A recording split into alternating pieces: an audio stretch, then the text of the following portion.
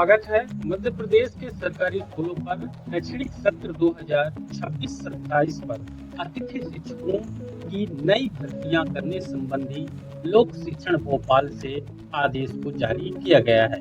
यह भर्तियां 2026-27 के शैक्षणिक सत्र जो अभी चालू हो चुका है उस सत्र के लिए करने के लिए इस बार इसी महीने मई 2026 में प्रक्रिया को शुरू किया जा रहा है। इसके लिए लोक शिक्षण भोपाल ने नए निर्देशों के साथ नया आदेश जारी किया है। अगर आप स्कूल पर अतिथि शिक्षक के रूप में काम करना चाहते हैं और आप नए कैंडिडेट हैं तो इस वीडियो में आपके लिए नवीन निर्देश के साथ एकदम सरल तरीके से बताया गया है। साथ ही अगर आप पुराने अतिथि शिक्षक हैं, वर्तमान शैक्षणिक सत्र में सेवा में थे और अतिथि शिक्षक के रूप में आगे भी काम करना चाहते हैं तो लोक शिक्षण भोपाल से आपके लिए भी अतिथि शिक्षक भर्ती 2026-27 में हिस्सा लेने के लिए नए निर्देश जारी किए गए हैं। लोक शिक्षण का यह नया आदेश बहुत ज्यादा इम्पोर्टेंट है। वीडियो को बिना बढ़ाए पूरा देख के समझ लीजिएगा। नए पंजीयन और साथ ही जो पुराने अतिथि शिक्षक हैं उनको क्या क्या काम यहाँ पर करना पड़ेगा। तो आपके सामने लोक शिक्षण संचालनालय मध्य प्रदेश गौतम नगर भोपाल की तरफ से 29 अप्रैल 2026 को जारी किया गया आदेश है। यह आदेश प्रदेश के सभी संभागीय संयुक्त संचालकों, जिला शिक्षा अधिकारी, विकास खंड शिक्षा अधिकारी और सभी संकुल के प्राचार्य और हायर सेकेंडरी स्कूलों के प्राचार्यों के लिए जारी किया गया है। यहाँ पर आप देखेंगे शैक्षणिक सत्र 2026-27 में अतिथि शिक्षक आमंत्रण हेतु नवीन पंजीयन एवं पूर्व से पंजीकृत आवेदकों द्वारा जानकारी का अद्यतन एवं सत्यापन करने विषय। इसके पहले जो पुराने अतिथि शिक्षक होते थे, अगर वह अपनी आईडी पर कोई भी संशोधन नहीं चाहते हैं, कोई बदलाव नहीं चाहते हैं तो वह यथावत उनका रहता था। लेकिन अब भले ही आप नई योग्यता या नया संशोधन नहीं करना चाहते हैं तो भी आपको अपना वेरिफिकेशन फिर से करवाना पड़ेगा। इसलिए इस वीडियो को पूरा देख के समझ लीजिएगा। उपरोक्त विषय अंतर्गत शैक्षणिक सत्र 2026-27 में अतिथि शिक्षक आमंत्रण हेतु नवीन पंजीयन 2 मई एवं पूर्व से पंजीकृत आवेदकों के लिए पोर्टल पर प्रोफाइल अपडेट की कार्यवाही 12 मई 2026 से एजुकेशन पोर्टल 3.0 पर प्रारंभ की जा रही है। अतः आवेदक अतिथि शिक्षक पोर्टल 3.0 पर अपनी शैक्षणिक व्यावसायिक मध्य प्रदेश शिक्षक पात्रता परीक्षा 2018 से लेकर अभी तक यहाँ पर और साथ ही अनुभव प्रमाण पत्र की जानकारी में कार्यरत पैनल की जानकारी की प्रविष्टि तथा आवश्यक संशोधन कर सकेंगे। अतः आवेदक निम्नानुसार कार्यवाही पोर्टल पर करना है। अब यहाँ पर पोर्टल पर क्या कार्यवाही करना है। नंबर 1, नवीन आवेदक जो पूर्व से पंजीकृत नहीं है वे पोर्टल पर अपना पंजीयन कर अपनी शैक्षणिक और व्यावसायिक योग्यता के दस्तावेज अपलोड कर प्रोफाइल को लॉक कर सत्यापन कराएंगे। यहाँ पर आप देख पाएंगे, अच्छे से समझिएगा कि जो नए आवेदक हैं वो पूर्व से पंजीकृत नहीं है, वो अपना पोर्टल ये एजुकेशन पोर्टल 3.0 पर करना है और अपना पंजीयन जो है कर अपनी शैक्षणिक व्यवसायिक योग्यता के दस्तावेज उसको लोड करना है और उसके बाद प्रोफाइल को लॉक जरूर करना है और फिर लास्ट में वेरिफिकेशन करवाना है। फिर जो पूर्व से पंजीकृत कैंडिडेट हैं यानी जो वर्तमान में अतिथि शिक्षक थे या अतिथि शिक्षक नहीं थे लेकिन उन्होंने रजिस्ट्रेशन करवाया था तो वो 2025-26 में कार्य कर चुके समस्त आवेदकों को अपनी प्रोफाइल में दर्ज जानकारी को अपडेट करना अनिवार्य यहाँ पर किया गया है। यानी अगर आप वर्तमान कार्यरत अतिथि शिक्षक थे 2025-26 में तो आपको अपनी प्रोफाइल अपडेट जरूर करनी है, भले आपको संशोधन नहीं कराना है। आवेदक प्रोफाइल में दस्तावेज अपलोड कर अपनी प्रोफाइल में आवश्यक संशोधन कर लॉक करेंगे। संकुल प्रचार से पोर्टल पर सत्यापन की कार्यवाही कराएंगे। अर्थात अतिथि शिक्षक के रूप में कार्य करने के इच्छुक समस्त आवेदकों को प्रोफाइल अपडेट एवं दस्तावेज अपलोड कर संकुल प्राचार्य से पोर्टल पर ऑनलाइन दस्तावेज सत्यापन का कार्य कराना अनिवार्य होगा। यानी नए और पुराने दोनों तरह के कैंडिडेटों को अपनी प्रोफाइल को नए वाले अपनी प्रोफाइल बनाएंगे और वेरिफिकेशन करवाएंगे, और पुराने वाले जिनकी प्रोफाइल बनी हुई है वह जो है अपनी प्रोफाइल को अपडेट करेंगे और वेरिफिकेशन करवाएंगे। आवेदक दस्तावेज अपलोड करने के उपरांत मध्य प्रदेश स्कूल शिक्षा विभाग के किसी भी संकुल में जाकर मूल दस्तावेजों के सत्यापन करा सकेंगे। संकुल प्राचार्य मूल दस्तावेजों के आधार पर आवेदक के पंजीयन में दर्ज जानकारी का सत्यापन पोर्टल पर करेंगे और एजुकेशन पोर्टल 3.0 पर एक्सेप्ट बटे रिजेक्ट कर सकेंगे, यानी वेरिफिकेशन कर सकेंगे किसी भी संकुल में। संकुल प्राचार्य द्वारा आवेदकों के पंजीयन में दर्ज जानकारी का पोर्टल पर सत्यापन उपरांत 2026-27 के लिए स्कोर कार्ड जनरेट होगा, यानी अभी जिनका वेरिफिकेशन होगा उन्हीं की स्कोर कार्ड होंगे।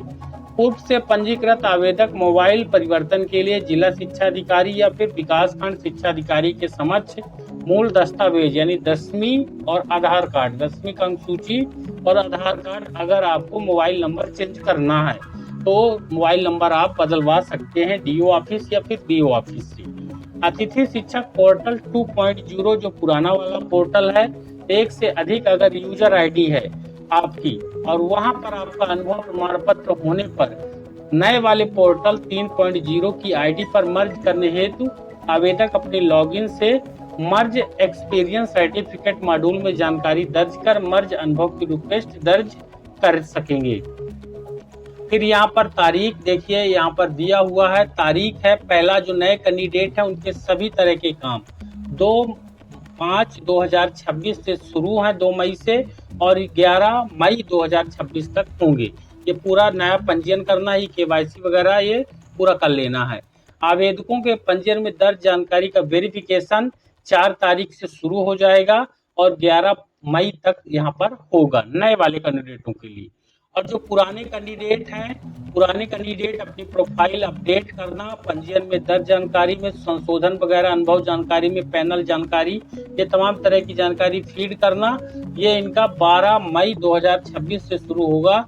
ये 22 मई 2026 तक यहाँ पर इनका काम होगा। जो पुराने कैंडिडेट हैं जो काम कर रहे थे 2025-26 में या फिर इनका रजिस्ट्रेशन पहले से है, और जो पुराना पोर्टल है 2.0 अनुभव वहां पर आपका बना है तो उसको यहाँ पर मर्ज करने के लिए 3.0 पर, अगर आपकी यहाँ पर देखिए पोर्टल पर 3.0 पर विगत सत्र में पंजीयन की कार्यवाही नहीं कर सके हैं तो ऐसे आवेदक द्वारा पोर्टल 3.0 पर पंजीयन कराना, प्रोफाइल अपडेट कराना, पंजीयन में दर्ज जानकारी में आवश्यक संशोधन वगैरह, अनुभव जानकारी, तमाम तरह के पैनल वगैरह होंगे।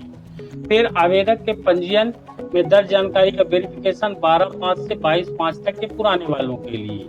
फिर इसके बाद पोर्टल 2.0 पर आवेदक के एक से अधिक यूजर आईडी है, अनुभव प्रमाण पत्र पर 3.0 में रिक्वेस्ट भेज सकेंगे 12/5 से 22/5 तक। आवेदक पोर्टल 2.0 पर एक से अधिक यूजर आईडी को पोर्टल 3.0 पर मर्ज करना है अगर वेरिफिकेशन के लिए, जिला बटे संचालनालय 12/5/25 से 22/5/2025 तक होगा। पंजीयन में दर्ज मोबाइल नंबर अगर बंद है तो उसको बंद होने की स्थिति में आप बदलेंगे तो बीओ और डीओ करेंगे 12/5 से 22/5 तक, यहाँ पर ये तारीख दी हुई है। सामान्य निर्देश है जो कि जानना चाहिए, सभी आवेदकों द्वारा नवीन अतिथि शिक्षक पोर्टल 3.0 पर अपने रिकॉर्ड अपलोड करना है, वेरिफिकेशन कराना है, और ऐसे आवेदक जिनके द्वारा यह कार्यवाही नहीं की जाएगी उनके स्कोर कार्ड जनरेट नहीं होंगे और 2026-27 की अवधि में अतिथि शिक्षक आमंत्रण प्रक्रिया में वो भाग नहीं ले पाएंगे। इसके बाद संकुल प्राचार्य आवेदकों के दस्तावेजों का वेरिफिकेशन करेंगे, सावधानी से करेंगे। त्रुटिपूर्ण सत्यापन अगर करते हैं लापरवाही की स्थिति में संबंधित संकुल के प्राचार्य के विरुद्ध अनुशासनात्मक कार्यवाही भी की जाएगी। और संकुल के प्राचार्य द्वारा आवेदक की अपूर्ण प्रशिक्षण योग्यता, जैसे बीएड 1 वर्ष है और वेरीफाइड कर दिया तो उसका नंबर उसमें जुड़ गया, या फिर बहुत से कैंडिडेट ऐसे हैं जो एमपी टेट का एग्जाम नहीं क्लियर किया है लेकिन वेरिफिकेशन करवा लेते हैं तो भी नंबर उनको 30 नंबर मिल जाता है।